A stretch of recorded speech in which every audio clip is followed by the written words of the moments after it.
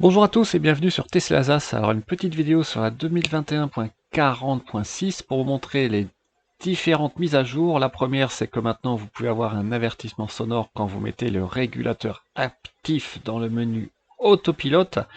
Et puis bien sûr, ce qui vous intéresse, c'est les waypoints. Donc là, je vous montre lors d'un bouchon. Alors il faut arrêter, autrement ça marche pas. Vous définissez d'abord une destination finale et après, avec le petit onglet au niveau de l'entrée de la donnée de navigation, vous avez un petit plus, vous pouvez définir un ou plusieurs waypoints intermédiaires. Donc là, je vous montre en temps réel ce que ça donne. Vous voyez là, je change différents waypoints. Alors, tant que vous utilisez des waypoints qui sont déjà dans votre liste, ça marche plutôt bien. Vous allez voir qu'après, ça se complique un peu. Quand vous voulez utiliser des waypoints où vous ne connaissez pas exactement la bonne adresse. Là, vous voyez, ça marche plutôt pas mal. Par contre, vous allez voir après que si on veut, par exemple, rajouter un waypoint depuis la carte, et bien ça ne marche pas. Alors ça faisait longtemps qu'on attendait cette mise à jour qui est vraiment pratique pour plusieurs raisons. La première, c'est que maintenant vous pouvez vraiment simuler un aller-retour complet avec tous les arrêts, non seulement pour l'aller, mais le retour. Donc ça, c'est quand même un gros avantage qu'on pouvait faire qu'avec ABRP. Par contre, vous pouvez pas toujours pas définir à votre destination quel est le pourcentage de batterie que vous voulez restant. Mais maintenant, comme vous pouvez anticiper le retour, vous pouvez voir l'arrêt qui suit. Donc c'est quand même plutôt pas mal. On va voir après ce qui se passe avec une explication un peu plus détaillée avec les chargeurs Unity notamment, quels sont les avantages et les inconvénients du système actuel, sachant que depuis aussi la dernière mise à jour, maintenant vous pouvez préconditionner la batterie lorsque vous allez aux chargeurs Unity, ou en tout cas tous les chargeurs ultra rapides qui sont autour de chez moi en Alsace, donc notamment en Allemagne et en Suisse. Alors le côté positif que je peux vous dire aussi dans cette version, c'est que les freinages fantômes, j'en ai toujours très peu, donc ça c'est plutôt un avantage, puisque c'est comme un point sensible avec les Tesla, qui est discuté depuis longtemps et qui fait un peu polémique. Et puis on va aussi parler des feux automatiques, voir si ça marche mieux. Alors c'est pas vraiment une mise à jour qui est détaillée pour les feux automatiques dans cette version, mais ça marche, on va dire, correctement. Pour moi, c'est toujours pas assez sensible. Parfois, quand les voitures en face sont assez loin, on reste en plein phare et donc évidemment les conducteurs en face n'apprécient guère et donc vous se mettent en phare également. Mais là, vous voyez, dans ce cas précis, c'est plutôt correct. Là, les voitures sont pas loin les unes des autres. Donc, vous voyez, même là, celle qui est un peu plus loin, la voiture ne repasse pas en phare. Là, vous voyez aussi qu'elle reste en code. Il y a une voiture qui vient de tourner à droite. Et vous allez voir après, on va avoir une portion où il n'y a plus de voiture du tout. Et là, la voiture va repasser en phare une fois, voilà, qu'on va aussi quitter cette zone éclairée, puisque les phares, enfin dire les éclairages des villes aussi empêchent, entre guillemets, à bon escient d'ailleurs, puisqu'on ne doit pas rouler en phare dans les villes ou villages, les phares de s'activer automatiquement, donc c'est plutôt pas mal. Là, vous voyez, il y a une voiture qui arrive, mais c'est plutôt en virage, donc là, je suis toujours en phare, et là, la voiture est passée en code. J'ai une voiture un peu devant, mais on va voir que la voiture là repasse en phare.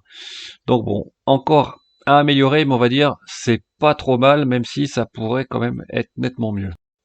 Par contre, pour les essuie-glaces, j'avoue que c'est plutôt pas mal à l'heure actuelle, sauf vraiment par très fine bruine, où là les essuie-glaces ne déclenchent pas, mais globalement, les essuie-glaces, j'en suis plutôt satisfait. Là, je peux vous montrer encore, voilà, que la voiture, là, après, va repasser en phare. Et une fois qu'on sort du virage et que la voiture arrive en face, elle repasse en code. Alors on va regarder maintenant la navigation. Le gros avantage évidemment, c'est que on peut mettre des waypoints. Donc par exemple, si je veux aller à Bordeaux, on va mettre Bordeaux France. On va voir le trajet que la voiture me propose avec Besançon, Mâcon, Clermont, Brive-la-Gaillarde. Et là par exemple, je devrais mettre en tout 9h03. On va attendre hein, que ça se finisse parce que c'est quand même un peu long. On va mettre en tout, non pas 9h03, mais 11h22 pour faire 940 km. Donc évidemment, je n'ai pas non plus la charge maximum au début qui me fait obliger de m'arrêter à Besançon. Ensuite, on a Mâcon, Clermont et Brive-la-Gaillarde pour arriver à Bordeaux. Bien. Maintenant, si j'annule, on va mettre tout d'abord le premier arrêt que je veux faire. Donc on va mettre le superchargeur de Montluçon. Donc on va mettre SUC Tesla Montluçon. On va voir si ça marche. Non, ça marche pas. Donc il va falloir faire comme ça. On va... Où est-ce qu'il est Montluçon? Voilà. On va mettre celui-là.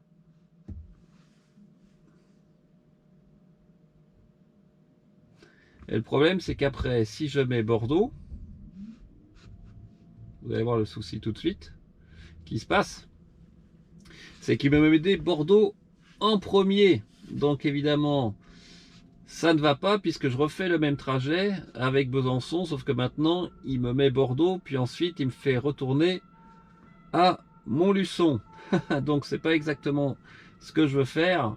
Donc pour faire un trajet Bordeaux via Montluçon, il faut déjà, on va mettre Bordeaux, superchargeur de Montluçon. Donc là, il faut mieux l'avoir dans l'enregistrement des adresses récentes parce que ça sera compliqué d'aller chercher directement. On va aller voir si on peut aller chercher directement ensuite le waypoint sur la carte. Et là, effectivement, ça marche. Je vais passer par Mulhouse, bon, parce que il me fait faire charger un peu plus pour aller jusqu'à Beaune. Et après, je passe par Moulonçon et Angoulême.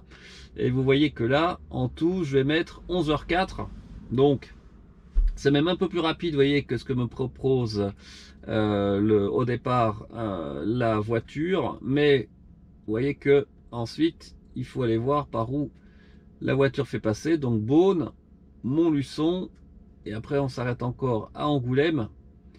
Et puis donc, on arrive à Bordeaux. Donc, dans ces cas-là, ça marche. On va essayer de refaire la même chose en disant qu'on veut aller à Bordeaux.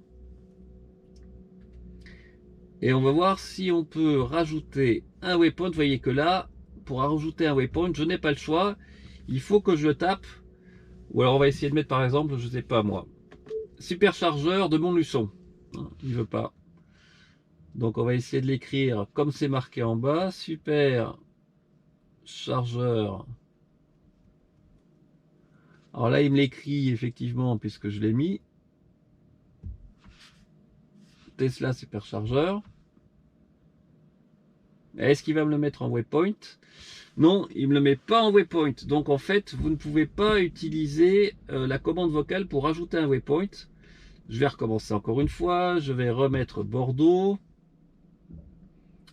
Voilà, il me fait passer par Mâcon. Et là, il faut que j'appuie bien ici. Superchargeur de Montluçon. Et cette fois-ci, ça marche. Il va me faire passer. Voilà, il me fait bien passer par Montluçon en me faisant passer par Mulhouse.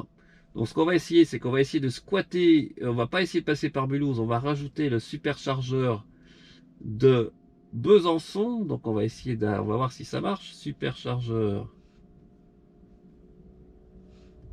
Chargeur. Besançon.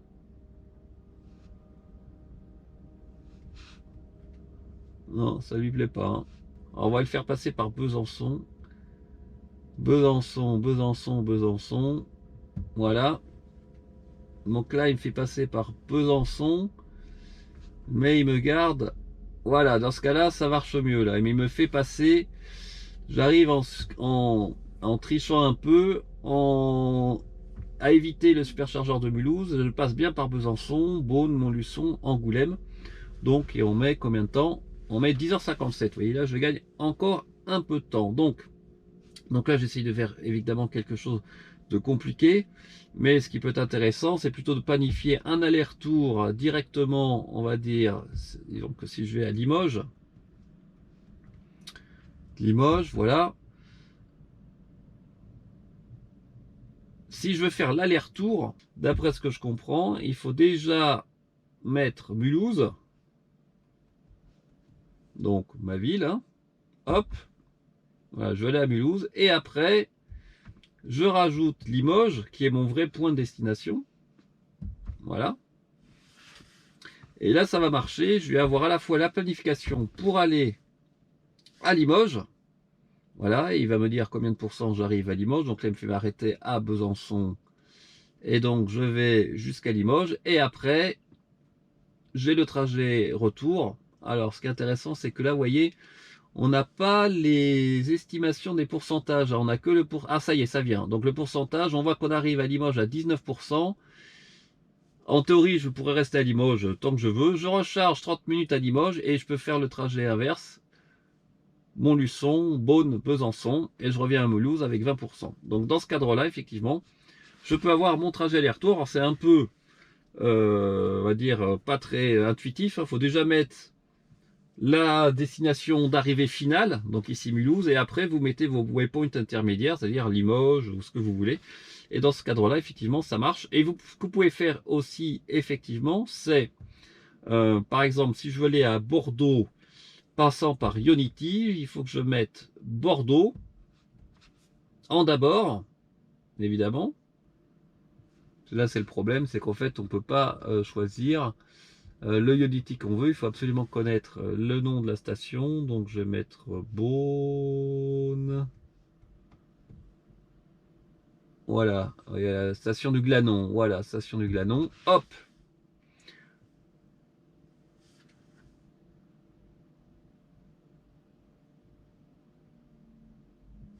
Et là, vous avez l'incorporation de la station Unity. Mais ce que vous n'avez pas, c'est évidemment le temps de charge. Hein. Vous ne pouvez pas planifier avec encore le GPS Tesla une charge à Unity. Vous pouvez y aller, vous pouvez préconditionner, mais évidemment vous ne pouvez pas dire je veux rester 25 minutes à Unity pour charger. Donc on voit quand même la limitation du système. On peut mettre des waypoints, c'est vraiment pratique. On peut passer par des points spécifiques, mais si je voulais aller charger et planifier dans le GPS une charge dans un superchargeur, un chargeur ultra rapide autre que Tesla, je ne peux pas. Donc, c'est-à-dire qu'après, il faut refaire la planification du trajet. Donc, c'est quand même pratique pour des planifications des allers-retours et forcer le trajet par certains points ou des chargeurs autres que Tesla, mais vous ne pouvez pas planifier la charge avec d'autres chargeurs ultra rapides. Voilà pour le résumé. Alors, c'est une grande avancée, hein, ça c'est indiscutable pour le GPS Tesla, mais il y a quand même pas mal de choses à améliorer. Tout d'abord, c'est pas intuitif pour ajouter les waypoints. On pourrait dire qu'on rajoute le premier waypoint, puis le deuxième, puis le troisième, mais en fait non, là c'est l'inverse. Il faut commencer par l'arrivée à destination et après vous rajoutez les waypoints les uns après les autres en commençant par le dernier. L'autre on va dire limitation, c'est que pour entrer les waypoints, vous pouvez pas les sélectionner sur la carte, donc il faut les rentrer soit dans des adresses qui ont été déjà enregistrées précédemment, ou utiliser le clavier, mais moi ce que je vous conseille, c'est déjà de les pré-rentrer dans les adresses précédentes, comme ça c'est beaucoup plus facile à sélectionner. Et puis l'autre limitation aussi, c'est que par exemple, si vous vouliez faire un trajet, le premier arrêt c'est un Unity, puis le deuxième c'est un Tesla, mais en fait, vous n'allez pas pouvoir le planifier tel quel. Vous allez pouvoir vous arrêter au Unity, mais vous ne pourrez pas planifier la charge, donc il va quand même vouloir vous faire arrêter au superchargeur le plus proche de ce Unity probablement, alors que vous ne voulez pas vous arrêter. Et donc il faudra relancer ou laisser la planification telle qu'elle est et repartir de Unity quand vous pouvez atteindre le chargeur qui suit. Ce que dire par exemple, si vous utilisez deux Unity de suite, et de toute façon, quoi qu'il arrive, il va vous mettre les superchargeurs Tesla sur la même route puisqu'il ne prend pas en compte le temps de recharge que vous pourriez faire sur ces superchargeurs Unity. Donc là, voilà, c'est un compromis à faire. Donc j'ai hâte de pouvoir tester ça en temps réel. C'est quand même très pratique pour pouvoir planifier, si vous n'avez pas ABRP, un trajet, un week-end avec de multiples arrêts pour voir à la fin combien il vous reste pour pouvoir atteindre le superchargeur le plus proche. Donc ça c'est vraiment bien. Après pour ceux voilà qui titillent comme moi, qui veulent aller plus au fond des choses, et notamment associer des chargeurs autres que Tesla, bon bah là c'est clair que pour l'instant ça ne fonctionne pas. Il faut aussi s'habituer à la manière d'entrer les waypoints par rapport à la destination finale. Il y a d'autres améliorations dont on parlera ultérieurement, notamment Tidal, le service de musique haute qualité. Un de mes collègues Tesla France Picardie a fait une vidéo parfaite pour tout comprendre comment installer Tidal et faire fonctionner Tidal avec cette nouvelle mise à jour. Et évidemment aussi, pour l'instant, la caméra ne marche pas sur l'application Tesla sur Android, tout du moins. Alors c'est une petite déception, mais je pense qu'aussi il y a aussi des problèmes de régulation, de vie privée. On peut pas filmer comme ça ou regarder depuis son téléphone ce qui se passe dans les lieux publics, dans les rues. Donc à voir comment ça va se décanter tout ça. J'espère au niveau français et au niveau européen dans les semaines et mois qui viennent. Sur ce, je vous souhaite une très bonne fin de soirée et on se dit à très bientôt sur Tesla Alsace. Au revoir.